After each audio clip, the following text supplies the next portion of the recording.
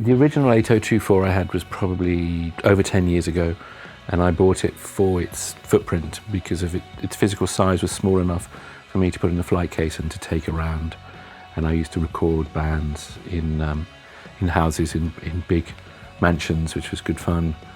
We recorded New Order in a mansion near Bath. We recorded Manson and various other bands. The Audient allowed me to be able to patch and unpatch within 2 hours of the whole studio because of its integral patch bay at the back, if you like. Everything's on XLRs and jacks and very easy to move. So we were able to go into a house quite quickly, set up, and we'd usually be set up within a day to be able to record a band where we would be there maybe for 2 or 3 months at a time, recording albums. I then had another Audient with Stephen Street in Olympic Studios, which we recorded Graham Coxon and Kaiser Chiefs and all sorts of bands, and I started mixing in there, and I mixed some early Editors and Snow Patrol on that console. We've recently upgraded to this console because it's basically the same console as far as I'm aware, except for the modifications to the mix bus, and it looks a lot nicer. So we were tempted and we took the plunge, and we've had it a few months now, and it's amazing. It has two roles. It's our tracking room, so when anybody comes to track here, we record pianos, drums, strings, voiceovers we do.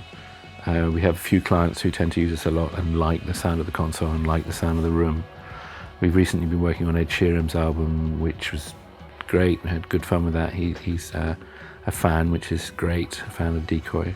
All our reamping is done through this console, and I tend to use the microphone preamplifiers on the channels because they sound fantastic, and the EQ for guitars is perfect. When we come to mix, we'll tend to sum through this console, where the automation is done in Pro Tools. We'll sum through a number of channels of this and use the mix bus, which has a few tasty little transformers in there to colour the sound for us nicely, and we have the option of using those or not. And 9 times out of 10, I'd say all the buttons are in because it sounds great. The reasons why we bought this console was, first of all, for its simplicity, its sound, the fact that there are an enormous amount of features for a console of this footprint. It's packed with all the features one will get from a £500,000 SSL without the automation, but with the bits that you actually need. And it sounds great. It has 2 inserts. It has an insert on the large faders, an insert on the small fader. I don't know another console that does that. And I know it sounds overkill, but it's actually very useful, because if I bring in external mic pre's, if I want to use a Neve or something, I can bring into the insert return on the small fader, send it to buses, and it's integrated seamlessly. I don't have to patch anything. I don't have to fart about. That insert can stay in here forever, and it won't upset the signal flow of the large faders.